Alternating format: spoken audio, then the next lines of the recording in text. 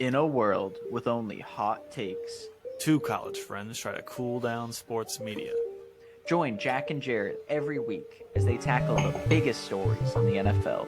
And give the reasonable football analysis you won't hear anywhere else. Welcome to 710 Sports. Sports. Welcome back to episode 39 of 710 Sports with Jack. and Jared. Thanks for joining us in between week 1 and 2 of the NFL season. You caught us Sunday night reacting to the games. We still haven't gotten to tell you our takes on the Cowboys and Giants game as well as the Jets and Bills games. Don't worry. We'll get those to you early on in this episode, and then we'll start looking forward to the games, the biggest games in week 2, as well as show you all our picks, as well as go over how poorly or well we did last week. But first, Jack, how you doing? I'm doing well. At least it's a good thing nothing interesting happened in the Sunday night and Monday night games. So we didn't miss much in that podcast session. Yeah, clearly. So I mean, we understand that the Monday night game and the Jets might be the biggest story. Our current schedule doesn't really facilitate that. Our old schedule would have when we recorded on Monday nights. So basically, if you've been living under a rock, we'll just jump right into it. The Jets ended up winning in overtime on a punt return against the Bills on Monday night. They won 22-16. This was after 4 Josh Allen turnovers. Yes, that's 3 picks and a fumble. And also Zach Wilson playing almost the entire game for the Jets because Aaron Rodgers tore his Achilles on the 4th snap of the game. So, Jack, let's just go over any general takeaways you had from that game in general. Then we're going to get into what the Jets should do at the quarterback position. Well, first is my anecdote of I actually did not turn on the game right away.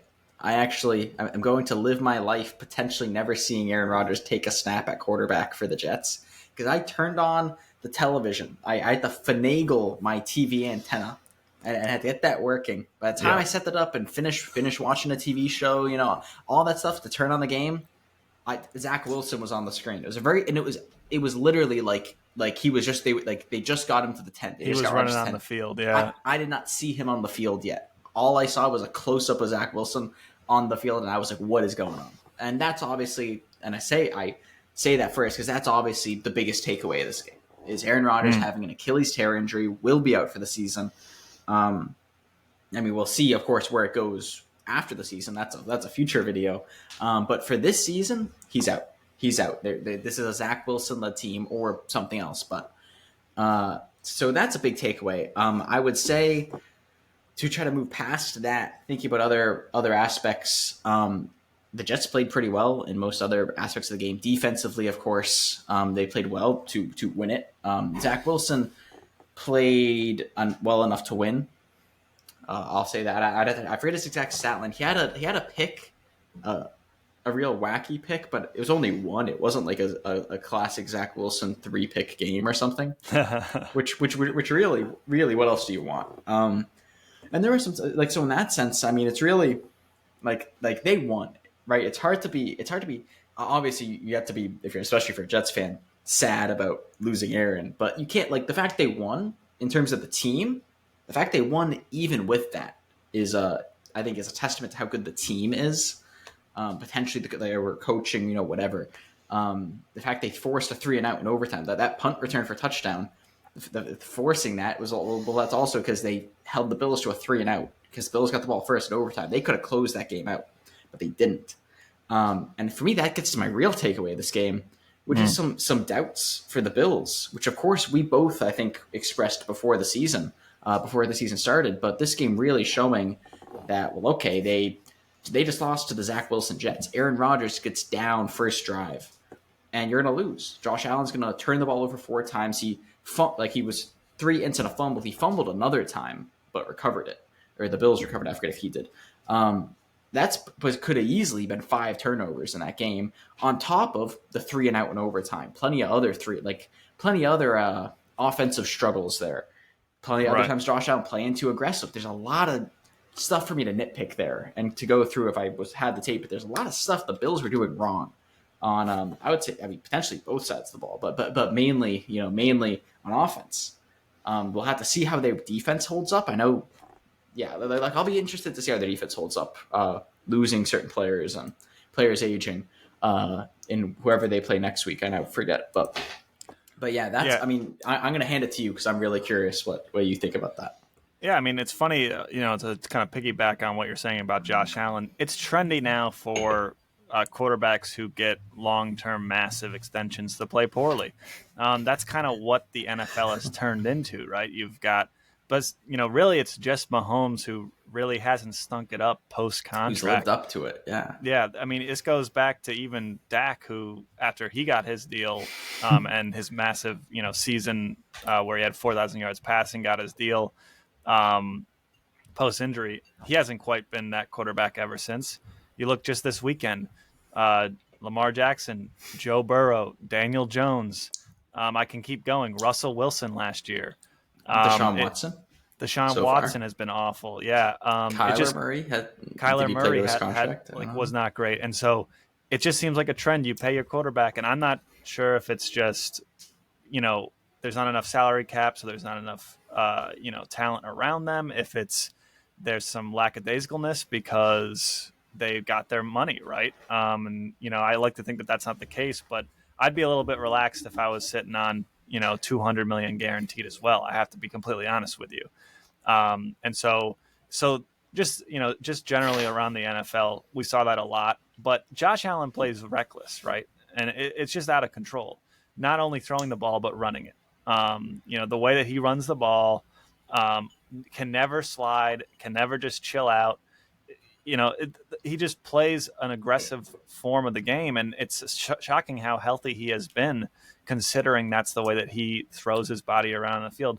On one aspect, you got to love it, and maybe that's why it's part of being a Buffalo fan and a Buffalo player. But, it's concerning when you're turning the ball over that much, and then you're getting hit a ton, and so all of a sudden, it's not everything is working perfectly like we've seen in some games for Josh Allen.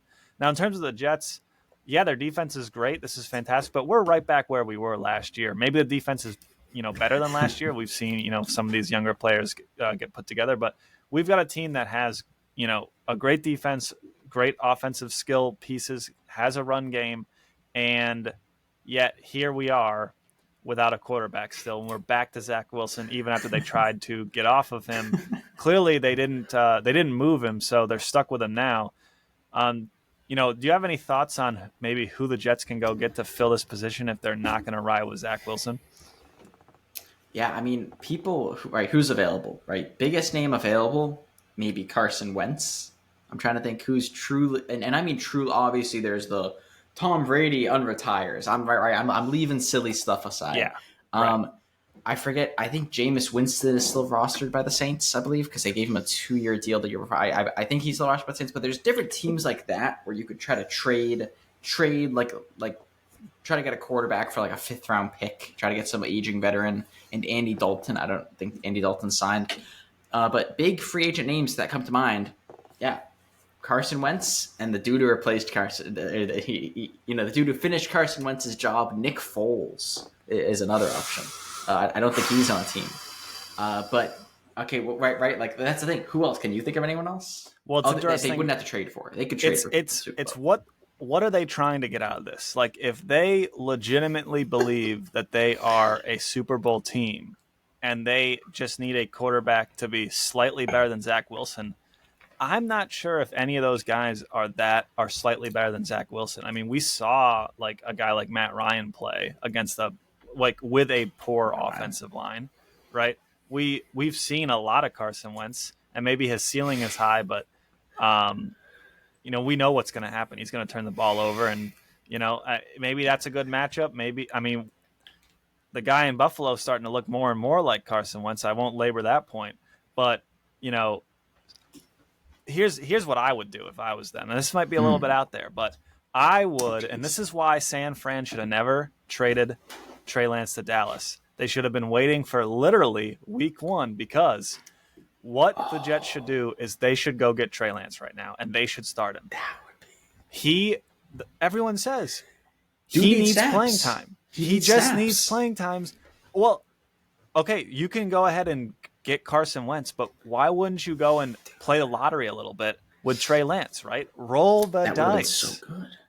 That would have been good. Yeah. And now also because sorry. Dallas is going to be able to flip that for more than the fourth rounder or whatever that they sent. They could get a third or second rounder probably from the Jets. Even if that's more of a Hail Mary, he might not be great, but what if he is, and we just haven't really seen it yet? I find that hard to believe, but that feels like something that you have a guy who, I mean, the Cowboys are, I mean, they're not, a championship team, but they're a well-run organization. And maybe this was just a publicity stunt by Jerry Jones, but if it was some sort of move to get off of Dak long-term, the Jets could also, look for something like that, right? So I think that kind of makes sense. Yeah. I think it's a super interesting point, especially thinking about it. Yeah. I mean, of course, it would be in Jerry's nature to do all like big publicity stuff. But yeah, they traded a fourth for him. Fourths are half decent. It's not like a seventh. Half decent pick. I mean, it's not great, but it's not terrible. And that would have been interesting because Trey Lance needs snaps. Also, Trey Lance got hurt because they were doing some like that on the year he got the last year. Part of his injury was also they were doing some wacky design quarterback runs and stuff like that. You could also just let him like I don't think I think the play he got hurt on. I'd say some of the plays that were the San Fran system. Separate issue, San Fran quarterback injuries. Outside of that, I think teleporting Trey Lance outside of that into a place where he's not going to be expected to be a full-time rusher or whatever they were going to do in San Fran would be a very interesting place to see him land. And the Jets are the sort of perfect place. Well, okay, all bets are off in the season. May as well roll the dice. Yeah, I think, and it depends on where they feel. If they think that they can really be a playoff or a championship team with Zach Wilson, then I just think I don't think you're going to upgrade that much better with Zach Wilson. But if you want to bet, right, if you want to get into the market, go out and get Trey Lance. And so that's personally what I would do. But I want to quickly in the last couple of seconds here, I want to just say, how about them Cowboys? I'm not like thinking this is like our season or anything like that. Let's not be crazy. All right. It hasn't been our season since 5 years before I was born. But I will say that it was a fun start, and I feel bad for all the Giants fans out there. I have plenty in my life. I'm from the New York area, and they were devastated. I had a buddy who I texted him in second quarter. He said, "I don't know what you're talking about. I'm playing Xbox." Right? He just he had completely checked out, and that's the first week this season for these Giants fans. So I just got to say, I feel bad for those guys.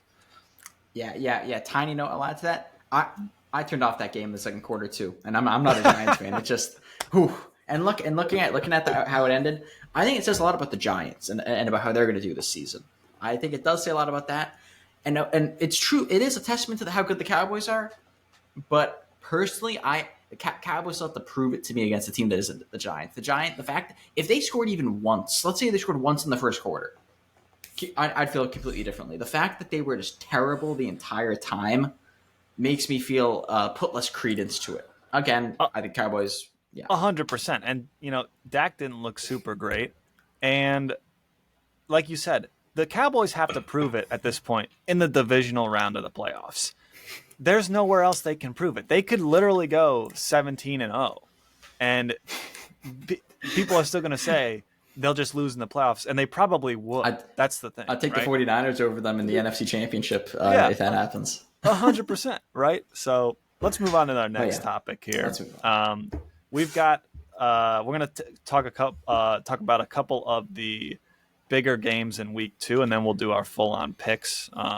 But to kind of start, sort of one of the bigger games of the weekend, we got Chiefs versus the Jaguars. The Chiefs are going to be 3.5-point favorites. Right now, it looks like Kelsey is hopeful for a return in week 2. And, based off of how the offense functioned last week, you would hope that he'd be back if you're a Kansas City fan. The Jaguars coming off of a win, obviously, against the Colts. Not anything spectacular, but they did get the job done in the fourth quarter after entering the fourth quarter down. They ended up scoring 2 touchdowns and winning that game fairly easily. Um, so I don't know. I guess I can kind of start with how I feel about this game. I'll highlight some of the ideas or some of my thoughts of the Jags Colts game. So I want to say that a lot of the offenses were rusty this week, right? It's week one. These guys aren't even playing in the preseason anymore. So these things happen. And Kansas City was the same. They weren't great on third down, but the Jags were 3 for 12 on third down, which is a little bit concerning. The Calvin Ridley versus Calvin Ridley and Trevor Lawrence connection actually looked pretty good. I liked some flashes that I saw of that, but generally just they weren't efficient. Part of the reason that they won that game was the Colts were 2 for 12 on third down, so they were actually worse.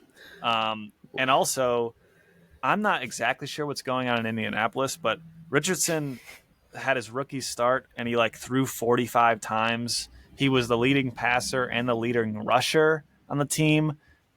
Clearly, because Jonathan Taylor's not around, they're not getting that, run production. So it felt like the Colts were really out of sorts all over the place. And so I'm not super high on the Jags, especially because they were down going into the fourth quarter of that game.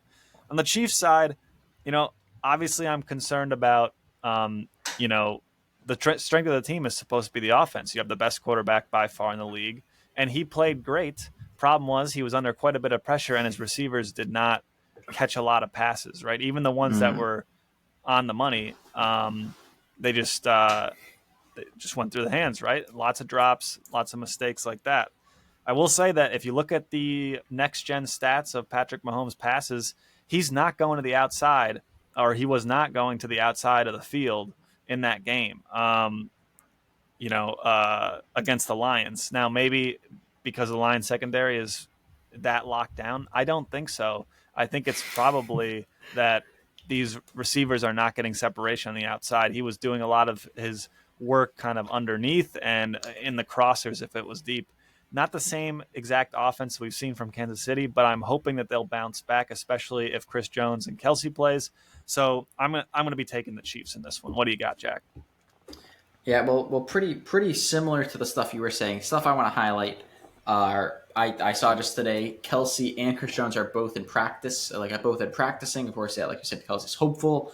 I could still see an argument sitting him out or not sitting him out, but if he can play, right, have him play, but don't necessarily start him if that makes sense. I mean, or I don't know how technicalities start him technically. I don't care, but have him still sort of play a pseudo backup tight end role in the sense of maybe limited snaps, just from that season longevity standpoint. Chiefs are making the playoffs. I don't think this team's going to collapse enough, even with the question marks at depth, the question marks on offensive depth, as in outside of Kelsey and Mahomes, who else is on that offense?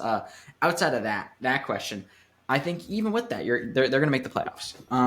So for me, that's that I would want to take it slow there to the Jaguars, and you were also hammering on this. Where it's like you're reading my mind. The Jags needed that late game fourth quarter surge. Needed that late game fourth quarter surge in order to win against a Colts team without Jonathan Taylor. I thought Anthony Richardson played reasonably well, especially to start the game and so on. I thought it was interesting. I know I had a take about he'd be the best of the rookie quarterbacks. Well, week one, we'll have to see. But yeah, even with him, that Colts team's the team that was fourth, not the opposite of fourth, 28th in the league last year. They had the fourth pick. This is a bad team, and you're playing against a rookie quarterback in his first ever NFL start. And they needed a fourth quarter magical surge just to win. Which, I mean, isn't something I don't think you're going to get against the Chiefs, even with question marks. So for me, I'm also taking the Chiefs, as long as I don't think I made the I can't pull up my picks right now. I'm struggling here technically, but I don't think I was crazy enough to take the Jaguars, because I would definitely take the Chiefs in this game.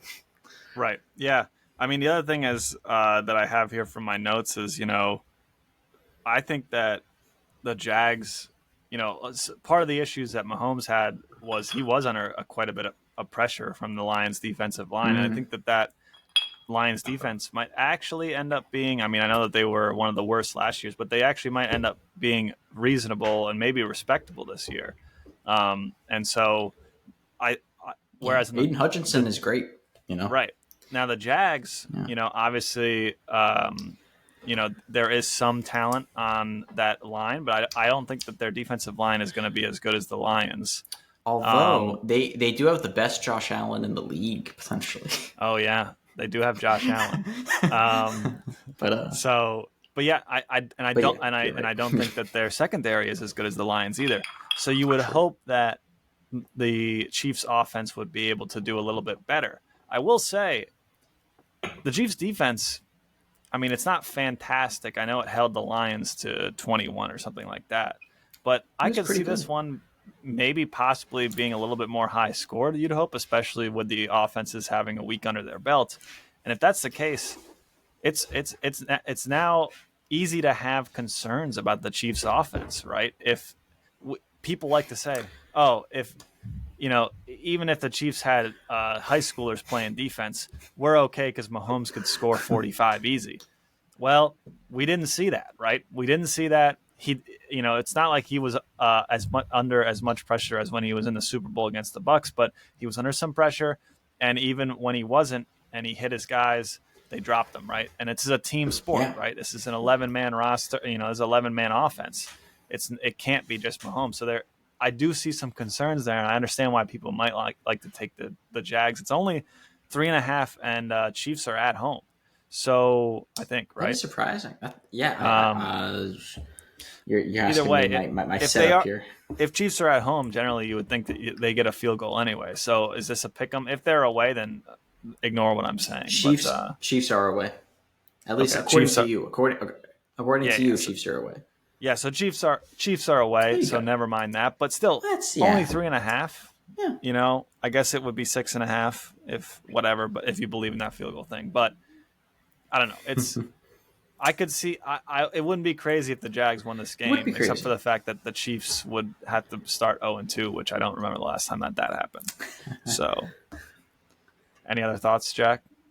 No, pretty much you covered all the bases. Yeah, I mean, I would say Jags could. I mean, hey, this is Jags. They beat the Chargers last year in the playoffs. This is a playoff game winning Jags team. Although that being was said, against the Chargers. Against the Chargers. So there you go, right out the window. Yes, let's get into another big matchup from week 2. We've got the Ravens at Cincinnati. So obviously Cincinnati coming off of a tough loss to the Browns, and the Ravens taking care of business against the Texans. Bengals are 3.5 favorites despite the week 1 results. Jack, who do you think is going to be coming out victorious in this AFC North rivalry game? Now, I think I have not checked, and what I maybe should have checked is this sort of, especially in this division, the inner team rivalries. That's one thing I missed last week. You were very right about is how the Browns have the Bengals number. Yeah, so I did check on that.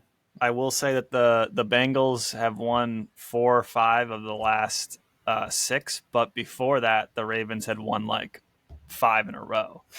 So that was kind of before Joe Burrow got there. Okay, so I'm going to say I'm going to call that neutral. I'm going to call that neutral in terms of that team rivalry, sort of aspect. Well, in this game, I'm going to take the Bengals. Okay, and I'm going to take them for a couple of reasons. I like the Bengals here, and reason 1 is going to be the most generic sort of reasoning I can do. So I'm starting with it to get out of the way, and that's that sort of surely the Bengals will. Surely the Bengals will bounce back. Of course, happened last season. Last season, Burrow played very poorly, threw like 4 or 5 picks against the Steelers.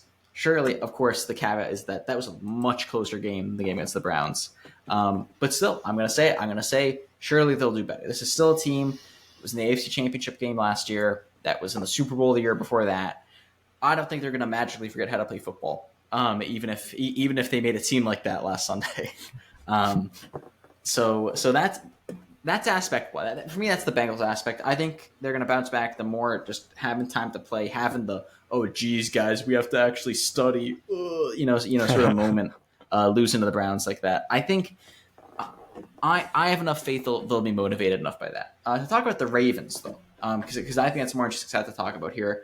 I think that they were playing the second worst team in the league last year, the team that would have been worst. Of course, they used the number 2 and the number 3 pick because they traded up to make some big additions who played decently, at least. But this, even against this Texans team, the Texans gained more yards than them.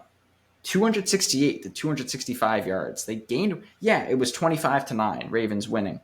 But, that's kind of surprising. This Ravens team, the team we're going to expect with Lamar Jackson to have this crazy explosive offense, gained fewer yards. Gained fewer yards than the Houston Texans with a rookie quarterback. I don't even know who's on that offense. I'm struggling to think of it, but name it Dameon Pierce. There you go, their running back. I can name him. Texans team without very much offensive talent. I would have wanted. I mean, it's tough because they won by so much, right? They won by so much, so it's not a matter of like, oh, I would have wanted them to win by more. They won by 14. But this is the sort of thing. If the Cowboys can score 40 points on the Texans, I mean, Cowboys can score 40 points on the Giants. I'd expect this Ravens team to score that much on a worse team, the Texans. And especially with a quarterback as explosive as Lamar against a team as bad as the Texans, which maybe this is a testament the Texans aren't as bad. They're actually playing well. They gained. Look how many yards they gained. Look how many yards they held the Ravens to. But that's for me is concerning, how they weren't able to put up more of a performance against. Yes, they won by a bunch, but more of a performance against the Texans. That's it for me. To you, Jared. Yeah. Yeah, I'm gonna go ahead and disagree with you on this one. Although I do think it's going to be close, I'm going to take the Ravens. Sort of a couple of different reasons here. First off, you look at how Cincinnati performed offensively against the Browns. I would argue that the Ravens are a better defense, right? Certainly a better secondary than the Browns. And with the Bengals offensively, whether they can run or not, they don't commit to the run, right? So whether Joe Mixon's there, I understand that J.K. Dobbins is out, and that's going to hurt the Ravens' run game. But the Cincinnati won't even call runs, right? So we're supposed to take that, right? I don't know. I'm concerned about it, right? If Joe Burrow continues to just chuck balls up, maybe in the rain, maybe not, against a good secondary, I think that picks are going to happen. I don't think that that's going to be effective for that offense. Here's the thing. I agree with you about the Ravens offense, right? Since the MVP season for Lamar in 2019, I've never really seen the same Lamar on the field when he's been on the field. He's been hurt the end of the last 2 seasons, right? And so I also have my concerns about, him throwing the ball and him even running the ball. I believe that he was the lead rusher in the last game, but it was only like 40 or 50 yards. So it's not like he's having those 100-yard performances like he was having in his MVP season, as well as, passing the ball effectively. We didn't see that in week 1. And frankly, I can't remember the last incredible Lamar game that, in the last 2 years, right? Part of this is injuries. So, I think this is going to be a slog of a game. It's going to be a classic AFC North game where you have both teams kind of being gritty. There's probably going to be some turnovers. The defense is going to be playing good, some 3-and-outs. So really comes down to, for me, coaching, right? I'm going to go ahead and take Harbaugh over Zach Taylor. I think that he's going to hopefully have his coaching staff and his players have a better game plan than whatever's going on in Cincinnati. It's hard to have faith in that coaching staff based off of especially even just week 1, right? And so I'm going to take Harbaugh on this one, but I understand. I think it's going to be close, right? So I would take it in like a 24-23 game or something like that. And they might not even score that much because I think that the weaknesses here are definitely the offenses. And it shouldn't be because both these guys got max contracts, like we were saying in the last segment. And yet it just seems like there's never enough, they can't seem to get it done, right? Yeah. I would say I think that's a pretty good analysis. I would also agree. I think it's going to be close. I think the coaching factor is a great point to bring up. That's something I wasn't thinking a lot about. That especially in a game I think is going to be close. Going to be close. The Ravens coaching, I would give a pretty big benefit to over at least. I mean, I know I think there's complaints. People have complaints about the Ravens offense coaching, but still overall, I would say Ravens coaching I like more than the Bengals coaching. Um, and yeah, I mean, it is like that's why I was being not facetious, but I was being kind of tongue in cheek about it with the rate. Surely the Bengals will just do better this week because I think they will. That's why I called them. But I also recognize this is like a almost like a leap of faith I'm taking. Like, oh well, this happened last season, so surely it will happen again this season. Like I recognize that aspect of it isn't fully rational. It is kind of like, wow, oh, it happened last season. Well, Um, and good teams generally. I mean, I know you're saying season wide they start slow, but I mean it's still week 2. They could still be slow, but yeah, that's true. good teams they generally bounce back from bad games like that, right? That's sort of like a hallmark of a team is saying, "Oh, we just got our asses kicked," right? Okay, let's go and Hey, let's go and get a win, right? Let's show them that that's not the team that we are. yeah. That's why some people might be heavily taking the Giants this week. We'll see. It's like Bill Belichick used to say, "We're on to Cincinnati." Right, right. We've Just moved on. We're on to burn the Cincinnati. tape. I will say, Yeah, week 5 last week, Lamar Jackson was healthy, um, and uh, when they played Cincinnati the first time, and the Ravens did win in a low scoring, kind of more I think defensive remember game. that. Yeah, And then later in the yeah. season, they played in the last game of the regular season. Lamar wasn't playing; they were playing like third string guy. And then Yeah, they came the close to next winning in the playoffs, right? the And very even in next the week, playoffs, it was yeah, close. yeah, the very next week they played a close game in the playoffs. So I think that these teams are actually closer than you would expect, Yeah, despite Cincinnati having a lot more success in the last couple of years. So we that's can true. switch gears a little bit to sort of our final segment. We're gonna go through our picks from last week, just sort of see how we did, and then we're gonna go into uh, our week 2 picks as well. So right up here, we've got our graphics guy put together this beautiful graphic of the games from week 1, and then showing whether our picks were correct or not. Jack went 11-5, pretty good. Although we took them straight up, so you would hope that Yeah, we'd yeah. You'd do all hope it's right. good. Yeah, 11-5 is I think a respectable score. Straight up, I went 9-7. As you can see, quite a bit of red on this one. I want to highlight that I originally wanted to take the Saints in the Saints Titans game, and I ended up coming off of that pick. So that was a I little bit thought you took the disappointing. Saints. Oh. Yeah, I ended up at the last minute switching. But obviously, you had the upsets that no one really saw coming, like the Vikings losing and Seattle losing to the Rams. But then, Jack just really did better than me. He picked the Jets on the Monday night game. He took San Fran where I wanted to take the Steelers, and he took the Lions as well. So whereas I took the Chiefs. So um, kind of a tough start, but we're both above 500. I mean, you'd hope that Yeah. if we're picking them straight up. What do you think, Jack? Anything you have to add here? Yeah. I'm looking on. I'm looking to end the season under 500. That would be really nice. But yeah, I mean, I think big reasons I think for this is taking Sanford over the Steelers. Don't I'm gonna be hating on that Steelers take of yours all season long. Oh, jeez.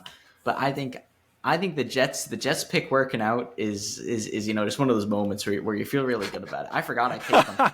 And so here we got, after some technical difficulties, we've pulled up our 7-10 Sports Week 2 picks.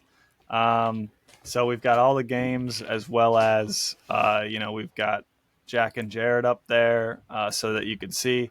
Frankly, a whole lot of the same picks this week. I think we're only differing on about 4 or 5 picks. And actually, I will say our graphics guy messed up the very first pick. Jack is taking the Eagles this week, but our graphics guy Yes. clearly not doing a great job. We're going to have to email him about that. So really, it's only I think We obviously just talked about Baltimore and Cincinnati. We disagree there. But sort Wait a of to second. No, wait a second. We disagree on Packers Falcons as well. The graphics guy. I'm taking the Falcons in that game. Oh man, the graphics Didn't guy. I? Aren't I? What an absolute mess. So yeah, Jack's picks are just completely out of whack on here. So, but yeah, what do you got on the Falcons? Because you seem to be hot. What's the pulse? What's the pulse I got my finger on? Yeah. Pulse I got my finger on in this game. Wait, I was wrong. I did take the Packers. That's right. I forgot. It was the segue from that segment. I'm taking the Packers, but I want to talk about it. Okay, that's what it was. I want to talk about it, and that is, I think I would have called the Falcons against a lot of other teams. I'm calling the Packers. I think the Packers, schematically and everything, really match up well against the Falcons, and that's that. I think the Packers have a lot of talent in that front seven, and are going to be able to shut down the run game, which is how, and their running backs, which was part of how the Falcons won last week against the Panthers. I know some analysts took the Panthers. I think this Falcons, and similarly, the Falcons front seven isn't great. They're not going to be able to shut down Aaron Jones and the other running back whose name I'm forgetting, who's also pretty good for the Packers. I don't think they're going to be able to contain the Packers. I think I like a lot of what the Falcons have, but I think the Packers are like the matchup from hell for them. I think just in where the Packers' strengths are, where the Falcons' strengths are, how they match up. I think so. I'm calling the Packers, but I think that it's a matchup thing. I think it's not just the Falcons not being good. There you go. I know weird hill to die on talking about it. I underestimated the Falcons' run game, and I think that is something that is a dying breed, is like committing to the run, right? But my thing with it is, if you need to pass, can you pass? And that's my biggest concern there for Atlanta. Also, yeah. I said, I like Green Bay to win that division over the Lions. I predicted that, and I'll tell you what, that week one felt pretty good because they looked very excellent. I know it was against the Bears, but they looked very good, so I'm happy with that. Let's go to you got Giants in the bounce back game. What are we thinking there? I got the Giants in the bounce back game. I mean, that is the Cardinals played above their pay grade, I would say, against the Commanders. We were expecting them to really roll over, but I think the Giants will bounce back a little bit. Do not think they're going to be good. Don't think they'll look good either. But I think the Cardinals will be pretty bad, and I think the Giants will just be that little bit better. I could also see them being totally mentally destroyed after Sunday night's game. But I think they're gonna have a little bit of a bounce back with the good coaching with Coach Dayball, and yeah. I will say, Arizona, going into the season, I thought that they could easily be 0-17, but actually, they gave the Commanders a shot, and I think the Giants will be worse than the Commanders this year. So that's why I'm picking Arizona this week. They're going to get a dub, and the Giants are going to be in full blow this up mode after this week. Because it won't be as bad as the Dallas game, but it's going to be a loss. So I'll take that. Yeah, it's going to feel just as bad losing against the Cardinals. What do we got here? You're going to go with the Commanders. I'm going with the Commanders. They did not play up to snuff, I would say, against the Cardinals, but. It's a take I had before. I think I called them with the 7 seed making the playoffs. I'm gonna have to ride that at least until I see more to convince me otherwise. I think the team still has a lot of talent on it overall. I think Sam Howell, it's gonna be tough for him because he's gonna be playing as what I'm expecting to be a pretty good Broncos defense if it continues from years past. But I think he's gonna get to have some good practice this game, but I think this maybe is more about being down on the Broncos, especially them losing to the Raiders. It's more about that, I think, for me. I did pick the Raiders last week, but I have to say, it is still challenging to take the Broncos. I was just so flabbergasted by the Commanders' performance that I have a hard time picking them. Fair. Even though they won, I felt like they lost. And Denver could have easily, beat the Raiders. So before we get into the big one, as you being a Patriots fan, let's just quickly hit on Listen. This is Listen, these picks are close to what I was thinking going into the season. I actually thought the Lions could beat the Seahawks a couple of weeks ago, looking into the season. So, especially based off the performance of Week 1, I'm going to take the Lions. Although I kind of wanted to take the Seahawks. This one, I would have for sure thought the Steelers would beat the Browns. Now, Week 1 would make you think the opposite. But I'm going to have faith that a well-run team, a team that has not been under 500 ever with Mike Tomlin, is going to get a W here, especially because, the Browns didn't look fantastic. They look good defensively, but Deshaun Watson didn't look great. Obviously, the Steelers had all sorts of problems, but I don't think they're going to have the same sort of problems with the Browns offense as they did with the 49ers. So I'm taking the Steelers there. yeah, I'm taking the Browns here because I think they played pretty well on defense against the Bengals. Of course, part of that I think is also the Bengals, like the fault of the Bengals team overall. But I liked what I saw on defense and with the run game. Of course, Nick Chubb has been great for a while.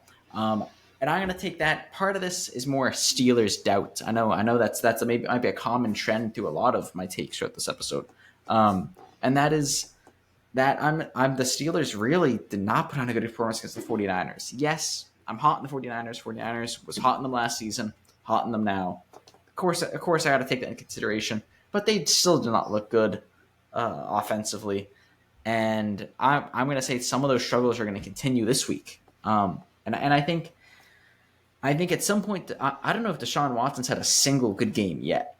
At some point, he's due for one. No one deserves it more than Deshaun Watson. At some point, he's got to have a good game. At some point, because they traded 3 first-round picks, paid him $250 million guaranteed. Still, I think even more guaranteed than Joe Burrow and so on. I actually don't know if that's true, but they paid him a ton of money, trade a bunch of picks. At some point, he's got to do something, and I think a Steelers team coming off a tough loss isn't the worst target for that to happen. More that divisional rivalry stuff. That being said, I don't know if there's some wacky matchup aspect to this I'm not aware of, but I'm going to ride with the Browns. Fair enough. And, I think it's pretty obvious, for, Miami to be taking the W against the Patriots. Obviously, you'd think the Patriots defense is going to be a little bit better than the Chargers, but especially with the way that the Patriots offense finished the game against the Eagles, it's hard to take the Patriots. I got Miami definitely in that game. Let's hear what a Pats homer has to say. It's a great way to put it. I think here we go. Let me check if I got names there. For me, there's two big aspects to this. First of all, I'm going to get the more subjective analysis out of the way first, and that's going to be the that's going to be the the sort of homer sort of fan takes anything like that. That stuff, but also the Dolphins, like that might have been the best game of Tua's career, sort of thing. I don't think lightning strikes twice in the same place. I don't think it's going to be quite the same crazy performance as he had last year. I think just even forgetting who it's against, put him against, I don't know, the Giants. Put him against the Giants. I don't think you're getting a performance like that again. Even if you find a defense worse than the Chargers, don't think it's happening quite like that again. At least I'm not ever. 2 weeks in a row. Not back to back. Yeah, back to back. That's one aspect of it. I think similarly, to get to the matchup, I think the Patriots, even last year, played the Dolphins closer than you think. I think they went 1-on-1 last year. One of those games, of course, being without Tua. The game the Patriots won, I believe. So without Tua, it was against someone else, Skylar Thompson or Teddy Bridgewater, whoever it was. But even the other game, early in the season, Patriots lost that game, but that was in Miami. This game's not going to be in Miami. It's going to be in Foxborough. Sneak preview of the weather. Hurricane Lee is going to not going to get far enough in to affect too much there, but it's going to have rained very windy on Saturday night, so on.